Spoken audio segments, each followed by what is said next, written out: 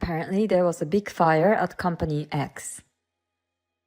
At that moment, I felt as if I had been hit on the head with a hammer, because that was the company where my husband worked. I hope he's okay. I called my husband, praying that he escaped from the fire. The call rang. As if my prayers had been answered, I heard my husband's voice say, "Hello? Max, where are you? Are you safe?" I was so happy to get through to him that my voice got louder. My husband seemed to be annoyed and said, "What's the matter with you? You're talking so loud." "I'm at work. Don't call me while I'm working." And the call was immediately hung up. At any rate, my husband didn't seem to be involved in the fire. But his answer was strange. "My name is Mona. I'm 32 years old. I'm a nurse, and work has been the main part of my life. So I got married 3 years ago when I was 29 years old. I was lucky to get married in my 20s, just barely. I met my husband, Max, through an acquaintance. We hit it off right away and are enjoying our married life at his company housing. We have been married for 3 years but still have no children together. But I believe that I can build a happy family with my husband. My husband is sometimes self-centered, but in general, he's a kind and good person. He expresses his love to me, and I feel safe with him. But recently, he seems to be very busy with his work and working more and more on his days off. I guess he's tired because of this, and he doesn't pay much attention to me at home. After dinner, he sits on the sofa in front of the TV, which he doesn't even watch. He looks at his phone all the time with the TV as a background music. When I talk to him, he only says, "Yeah," or "Oh," or something like that. At first, I thought I might have said something to put him in a bad mood. But I decided to think that he was simply tired from his busy work schedule. If he was that tired, I would make sure that I pack him lunch and prepare dinner every day. I try to make the daily lunch and dinner nutritious and well-balanced. Then one day, something strange happened. The day before, I received a call from a coworker asking me to switch between the day and night shifts. So I suddenly had to change to the day shift. I had originally told my husband that I would be working the night shift, so I thought I would tell him about the shift change. But I was busy and ended up emailing him on the same day. I emailed him and told him that I had changed to the day shift and that I would make dinner and wait for him. But I didn't get a reply back. I thought he was busy at work, so I also concentrated on my own work. But when I finished work, he still hadn't responded. He used to reply early even when I was at work, and sometimes he used emojis in his text. But this time, he only read my message and never replied. Is he working so hard, or is this what happens after 3 years of marriage? Feeling a little sad, I went to the supermarket on my way home from work and bought some ingredients because I decided to cook nutritious dinner for my husband again today at any rate. It was very cold today, so I decided to make a one-pot dish. I cut up the ingredients and waited for my husband to come home so that I could start cooking right away. But no matter how long I waited, he never came home. He usually arrives home at 7 p.m. And when he finally came home, it was already 9 p.m. Welcome back. You're home late. Did you do some overtime work? Oh yeah. But did you have to work the day shift suddenly? Yeah. A coworker had an emergency. I was a little late to tell that to you. I see. Well, I guess you couldn't help it, but it's a little annoying that you have to tell me on the same day. I might have had plans for a drink or something. Oh, you're right, I'm sorry. I said that and turned on the stove for the pot. Oh, you haven't eaten yet? No, I thought I'd wait for you. Well, thanks. But next time you don't have to wait for me. I felt a little sad to hear my husband say this. I waited for the hot pot to boil. It started to simmer, so I served my husband's portion. Then I served mine. I was starving after waiting for him all this time. I was enjoying the hot pot, thinking it was delicious. Then I noticed that my husband was not eating so much. What's wrong? You don't seem to be eating so much. When I said that, he said, "Oh yes," and became somewhat confused. And then he said, "No, actually, I was working late, so a junior colleague at work bought me a rice bowl. So I'm not really hungry." Okay. Then you should have responded to me and told me that in advance. I mean, you should have said so before I started making the hot pot. I think he noticed that I was in a bit of a bad mood. Okay, then put all my portions aside in the fridge. I'll eat it tomorrow morning. He tried to put me in a better mood. Then my husband lay down on the couch. A few minutes later, he got up and suddenly said, "I'm going for a walk." That's unusual. When I said that, he answered, "I haven't been getting enough exercise lately, and I've been working late, so I need a change of pace." He began to get ready to go out. I felt a little empty sitting alone at the table eating the hot pot, so I also put my portion in the fridge. I feel like I've eaten a little too much, and my husband and I haven't been able to spend a lot of time together lately, so I decided to accompany him for a walk. But my husband refused to go for a walk with me. He said it's not good for me to move just after eating. He also said that he would go for a long walk and he wanted to be left alone. He ended up going out for a walk by himself. I thought his behavior was suspicious, so I secretly followed him. And my fear turned out to be true as soon as I started following him. Despite my worries, my husband was walking with great enthusiasm.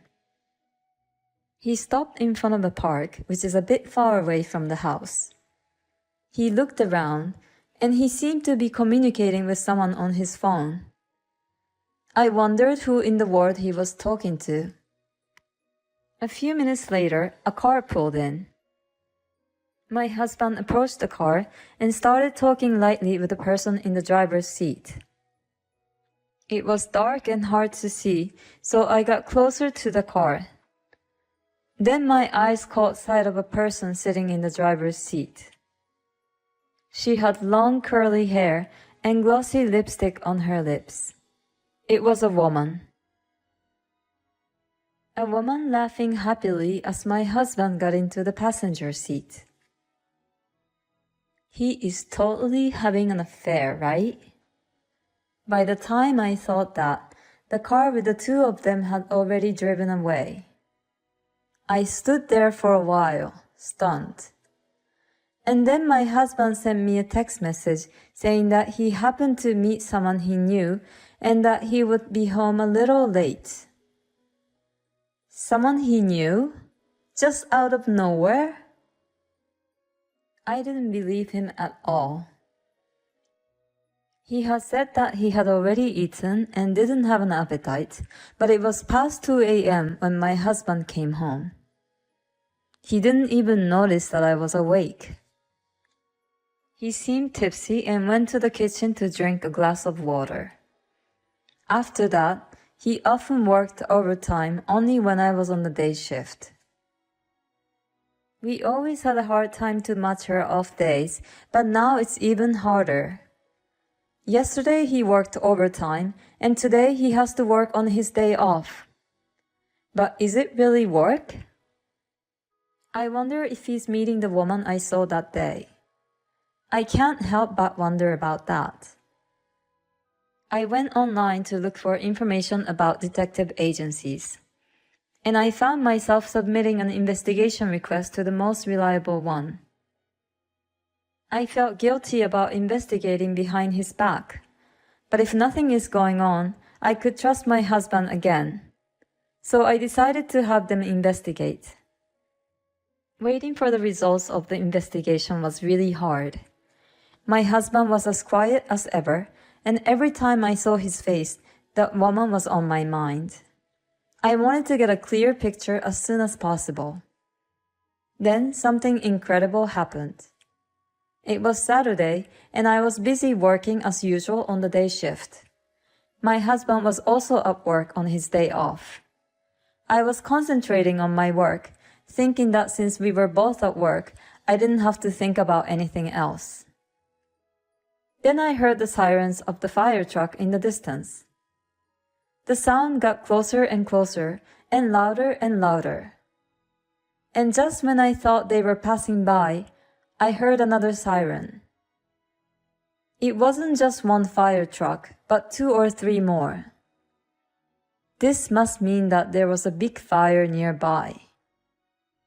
I felt a little uneasy and worried.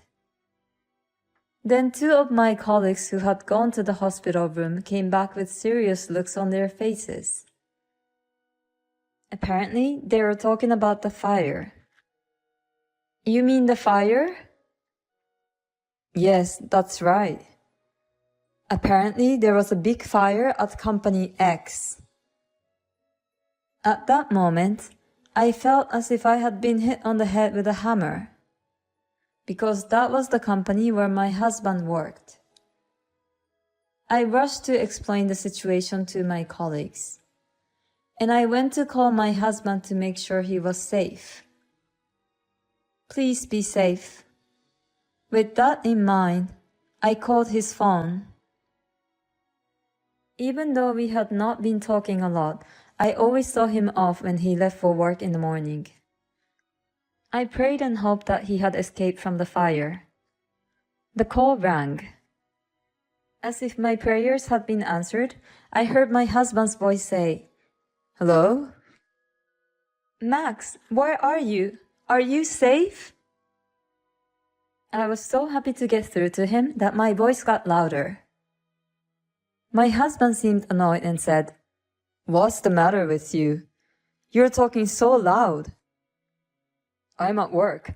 Don't call me while I'm working." And the phone was immediately disconnected. At least my husband wasn't involved in the fire. But his answer was strange. There was a fire and several fire trucks were on the scene. There was no way he could be working like that. Does that mean that he didn't go to work? And why should he be so cold to me when I'm worried about him? I was getting more and more angry with my husband. Maybe I'd been seeing him off just so that he could go to another woman since we got married. And then I made a decision. I would leave that house. As soon as I got home, I started packing my stuff. When I looked in the mailbox, I saw that the results from the detective agency had just arrived. I decided to leave the house with the results of the investigation. My parents helped me pack my things. The contractor would be here soon too. I had my things move out right away. My husband didn't seem to know that I knew the truth. I didn't hear from him at night. I guessed he was staying with his lover all the time. I packed a lot of my furniture and appliances which I used from my single days. The room was almost empty and looked deserted. Staring at the room, I realized that I had no lingering affection for the life in this house. For now, I moved my belongings to my parents' house and looked for a new place to live alone.